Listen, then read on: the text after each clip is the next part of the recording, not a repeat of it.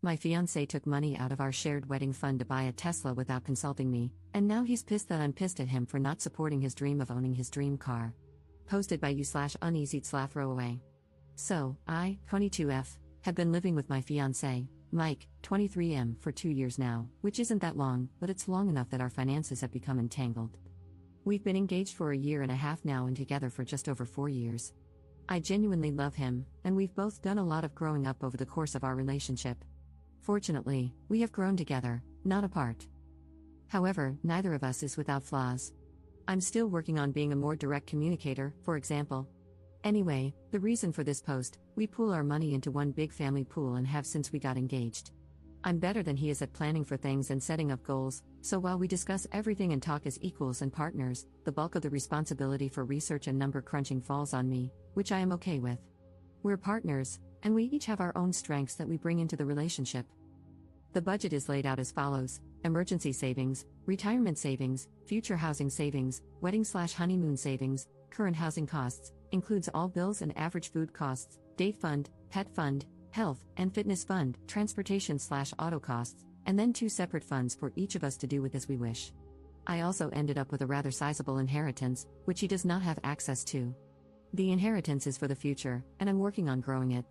It's tied up in investments and not something that we're factoring into plans for our near future. When budgeting, I pretend that it doesn't even exist.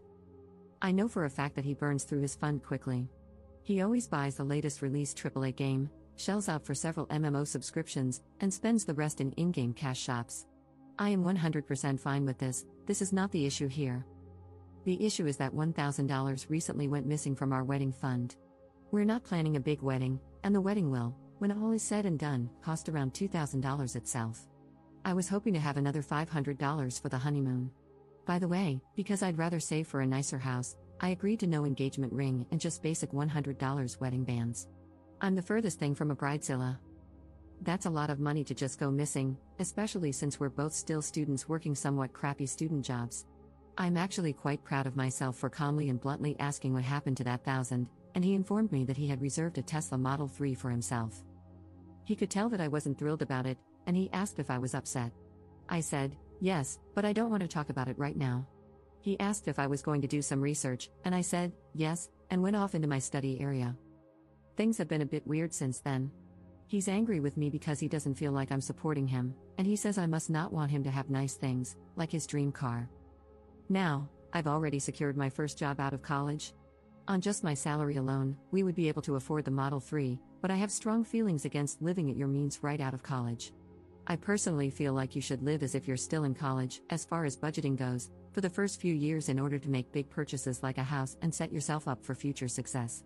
He had said that he agreed when we set up our goals together and discussed this, and I am hurt and upset that he didn't talk to me about this major purchase before going through with it.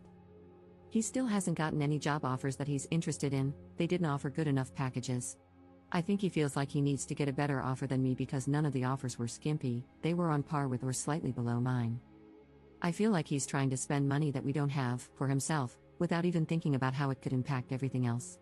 That $1,000 could have been shifted from the wedding fund to the moving costs fund, for example.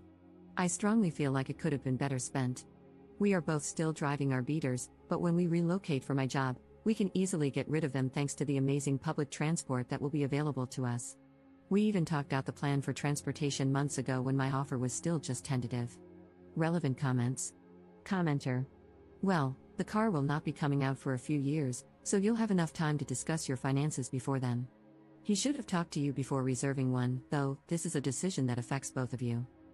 The financially smart decision would be to set a budget you both agree on and then cross-shop if you need a car.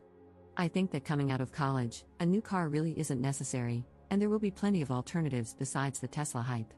If he still insists on buying one, tell him to save up for it with his personal money alone. Ops response. The thing that really gets me is that, assuming my job offer pans out, we will be moving to NYC. I'm not sure where he thinks a Tesla is going to fit into that plan, the plan that he was very much on board with. This just feels like it's coming out of nowhere. Commenter. Then this guy is just a moron. Is this really what you want to deal with for the rest of your life? Ops response.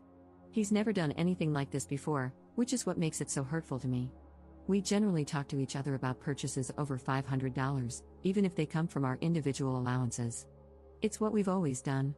This is just so out of the blue. I'm now wondering if this is just a warm-up for more things like this. I don't know. Commenter 2. First, I believe you can get the deposit back. Model 3 deposits are refundable until the car goes into production. Maybe he thought it was reasonable to put it down just to hold a place in line, then reevaluate later and get a refund if it didn't work out. But this doesn't justify how he went about it, taking the money out of a together fund rather than his fund. He may be resentful that you want a wedding at all and feel like he's sacrificing his dream car for it. Or he might feel that he doesn't have enough control over the finances. But again, you need to talk about it to resolve this, calmly. You sound quite upset about this too, so please try to calm down and listen to his side, even if it does end up being as dumb as wanting a dream car right out of school. Op's response. I wanted to elope, but he wanted a wedding. So I said okay and planned a very frugal but still beautiful wedding for us, one that he didn't want to help with because he hates planning events. I'm upset because the person I thought was on the same page with me wasn't, and I do feel a bit betrayed, but I have listened to him. I sat there quietly the morning after when he laid out how much getting a Tesla, like all of his friends have, means to him. I still don't think it's a good enough reason to take our shared money without talking to me first, especially for a car that he will never let me use. His words, spoken while I was listening to him. Neither of us is more in control of the finances than the other, although I do more of the number crunching. When we pay bills, set goals, make purchases, etc., we talk everything through together. Commenter 3. So, he committed to a $35,000 purchase without consulting you, has no job lined up, so you might end up paying the entire $35,000, and you can't even drive it, even if you pay for it. Is this all correct? Don't walk, run. You don't deserve to be involved, for a lifetime, with a guy who doesn't seek your advice for major purchases, goes behind your back, and breaks your trust. As they say, the best predictor of future behavior is past behavior. While this isn't universally true in every case, repeated behavior and patterns are likely to continue unless a person is undergoing significant self-reflection and growth. You are a very sweet fruit for the picking, especially with the mentioned inheritance, so be very careful. Do not ignore the red flags, your reservations, and your concerns about his behavior. Update 1 day later. I don't know how many of you wanted an update, but I'm giving one because I feel like I owe it to this community. You all saved my tail and helped me wake the hell up. I read every single comment that was sent to me, and I took them to heart. I realized that my relationship with Mike is toxic and that I needed to get out of it. I graduate next month and have my dream job secured. I might be in pain right now, but it will pass, and I will build a life for myself. This all moved pretty quickly. This morning, I told Mike that I needed to talk to him, and it was important. We talked about the Tesla and why he would commit to purchasing something, knowing full well that it conflicted with our standing plans and without even talking to me like a partner. He made a comment about not wanting to have to ask permission to buy something as simple and basic as a car, and I reiterated that he doesn't need permission, but he does need to include me in large plans that impact us both. I know I sounded very rigid when it came to money in my post, but I'm really not. I'm just well organized, and I pride myself on that.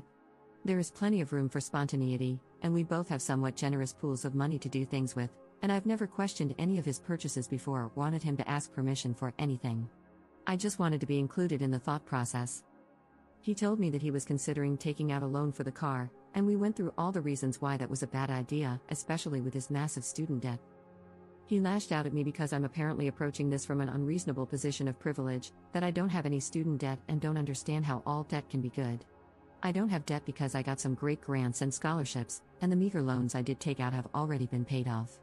My education wasn't handed to me, as he was implying. I became emotional during our talk, and I told him that I had to call the wedding off and that I would be moving out because this is an irreconcilable difference. I can't be with someone who doesn't share the same goals that I do, or at the very least, have respect for me as a person. He didn't seem to care and went back to his computer to play one of his games. That was several hours ago, and I've been busy sorting things out. We rent from his dad, and I was never on the lease, so I don't have a landlord to work anything out with since it was all under the table anyway. I still alerted his dad that I'm moving out, and he surprisingly wished me well and told me that he knows I'll be a success someday and he's just glad that he'll be able to say he knew me when. That hit me so hard. I'm finding that I'm more upset about losing his family than I am about losing him, at least right now. My parents are both gone, and his family stepped up majorly and made me feel like I still had a family. Anyway, untangling assets has been very easy since we maintained separate accounts. I just deposited money into his for his spending account, and we're only legitimately joined on the wedding account. I'll get that closed down this week. I'm writing off the $1,000 as a loss and will let him deal with the Tesla mess on his own. Who knows, maybe he will sort everything out, but I didn't want to go along for that ride. I'm writing this from my best friend's place. She's insisting that I stay here with her until I have to leave, and I am so thankful for that. I had never told her everything that was going on with us, and she was horrified that he'd done any of what he did, really. She offered to round up her brothers and cousins and go give him a talking to, which made me laugh. She's sweet, and she's helping me cope with my feelings about everything that happened. I'm feeling sad and down, but I'm also already feeling relieved. Most of my things are already out of the apartment and in my friend's garage. I'll be getting a storage unit this week as well, but she's telling me there's no rush. Gah, sorry for all the rambling. Anyway, thank you all for helping me see the things I didn't want to see, or couldn't see, because everything had just been so normalized. I'm now apartment hunting, so I won't even be restricted in terms of what kind of place I'm looking for, so that's another bright point. I'm a weird mixture of sad, angry, relieved, and excited right now. Thanks, Reddit. Relevant comments. Commenter. Do you care that he didn't care at all that you left? Ops response. I do, but I think I'm still a bit in shock over everything, to be honest. I needed to get out ASAP once everything really hit me. Holy crap, that was toxic. However, I don't think the reality of the breakup itself has hit me yet. I'm glad I have a few months to process, grieve, and move on before needing to move to New York and start that job. Commenter 2. Good for you, girl, so proud of you. You're certainly an inspiration to this girl who doesn't know how to get out of a crappy relationship. Ops response. Honestly, having a bunch of random people who don't know me scream at me like, "What the hell are you freaking doing? Are you a moron?" helped a lot. The outside perspective, and the fact that no one answered the question I was asking, but instead answered the question I was too afraid to ask, gave me the nudge to really breathe, take a step back, and evaluate it all. Then something clicked inside me, and I had to make it happen. I'd probably still be with him had I not gotten these outside views because, honestly, taking some distance, it was obvious. I guess what I'm trying to get at is, you can do it too. I guess we all have to reach our breaking point first, where we say, hey, I deserve better than this, and I'm not going to take this crap. Reddit gave me the courage to do that. You keep doing what you need to, and you'll be out soon enough too. I have faith in you, random internet stranger. You've got this too,